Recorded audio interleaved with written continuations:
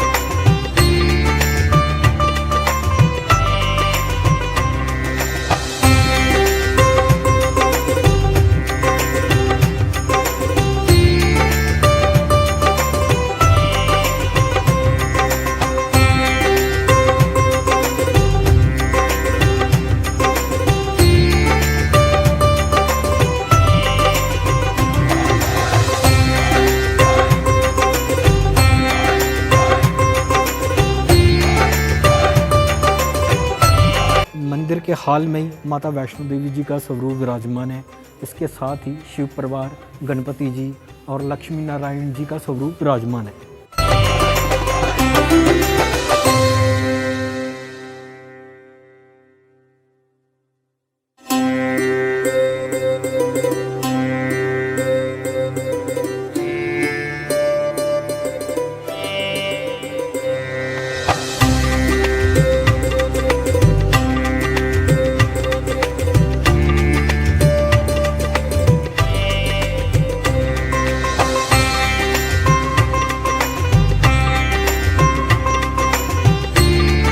मंदिर के बीचों बीच परिक्रमा में शिवलिंग स्थापित है। चारों तरफ 101 शिवलिंग स्थापित है, जिसमें से 11 शिवलिंग मंदिर के प्रवेश द्वार में है। आइए आपको दर्शन करवाते हैं।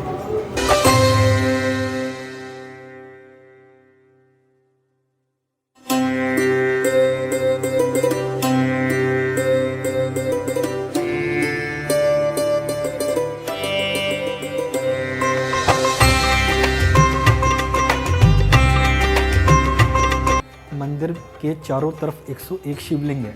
आइए हम आपको अभी 101 शिवलिंग के दर्शन करवाते हैं।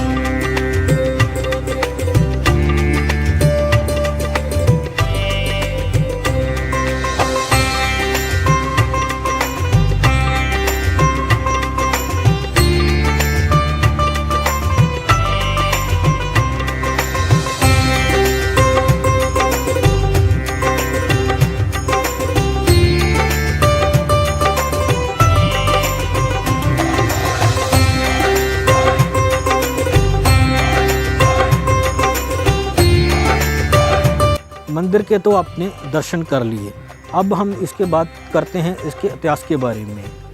बहुत सारी दुनिया यही जानती है कि जब प्रतियोगिता रखी गई, प्रथम पूज्य देवता की प्रतियोगिता रखी गई, तो गणेश जी विजयी हुई। तो कार्तिक भगवान इससे नाराज़ होके अचल साहब में आके बैठ गए, तो यहाँ पे आके अचल हो गए। तो नारद जी ने आके यहाँ पे आके उनको सारी बात बताई कि गणेश जी विजय हुई।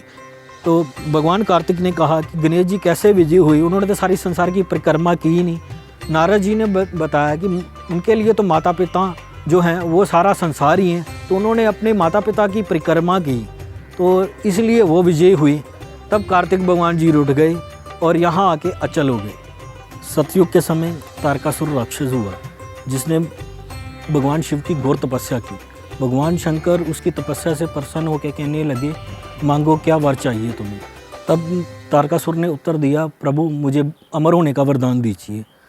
तब भगवान शिव ने कहा कि इस जो भी मातृलोक में इस आया है उसे मरना तो अवश्य है, तुम कोई और वरदान मांग लो। तब तारकासुर ने बहुत सोच विचार के कहा कि मुझे 6 मुख वाला मार सके, कोई भी मुझे 5 मुख वाला ना मारे, जो भी मुझे मारे वो 6 मुख दिखा के ही मारे। तब भगवान शिव ने कहा ऐसा ही होगा। उसने देवी देवताओं को तंग परेशान कर दिया। तारकासुर ने बहुत अत्याचार किए। तब सारे देवी देवता परेशान होके नारायण जी के पास गए।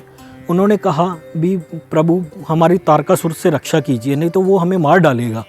नारायण जी ने उनकी मदद के लिए राजी हो गए और नारायण जी ने तारकासुर से लंबे समय तक युद्ध किया। जब वो विजयी ना हो पाए तो नारायण जी ने अंतर्ध्यान होकर देखा कि इसे तो 6 मुख वाला वरदान प्राप्त है कि इसे 6 मुख वाला ही मार सकेगा, इसे 5 मुख वाला नहीं मारेगा, जो भी मारेगा वो 6 मुख दिखा के ही मारेगा। यह बात देवी देवताओं को नारायण जी ने बताई। तब नारायण जी ने कहा भी 6 मुख वाला इसको मारेगा। तब सभी देवी देवता ने कहा भगवान इसका कोई उपाय तो होगा। तो नारायण जी ने कहा एक उपाय है, अगर हिमाचल राजा की पुत्री गौरा से भगवान शिव का विवाह हो जाए तो उनसे एक बेटा पैदा होगा जो तारकासुर का वध करेगा। तब भगवान नारायण जी ने ये बात जब उनको बताई, तब सभी इकट्ठे होकर देवी देवता भगवान शिव के पास गए। तो उन्होंने कहा कि अगर आप हिमाचल राजा की पुत्री के साथ शादी कर ले तब उनसे एक बेटा पैदा होगा जो तारकासुर का वध करेगा। तब सारे देवी देवता इकट्ठे होकर हिमाचल राजा के महल गए और सारी अपनी दुखों की कथा सुनाई।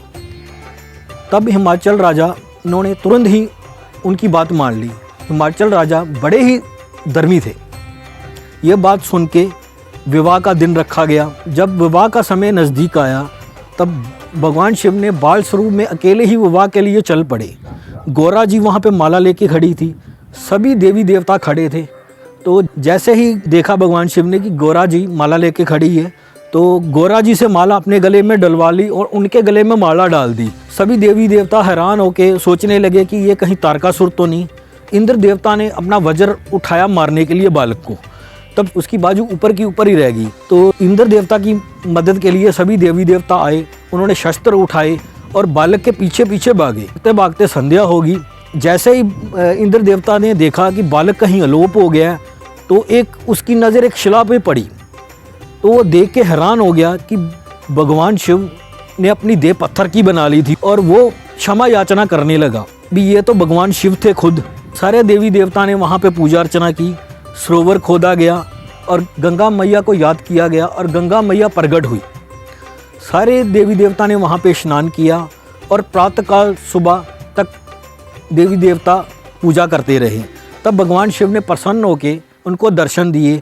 सभी देवी देवताओं को कहा आपको क्या वर चाहिए, मांगो क्या मांगते हो।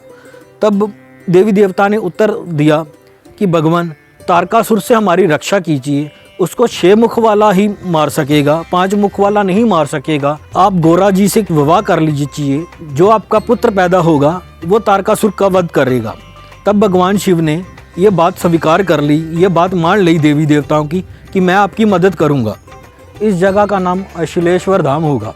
यहाँ पे गौरा जी के साथ भगवान शिव की शादी हुई और उनसे एक बेटा पैदा हुआ जिसका नाम कार्तिक भगवान रखा गया। कार्तिक भगवान बचपन से ही तारकासुर से युद्ध करते आए। उसकी छाती पे बैठ के कहा देख तारकासुर कहीं 5 मुख तो नहीं।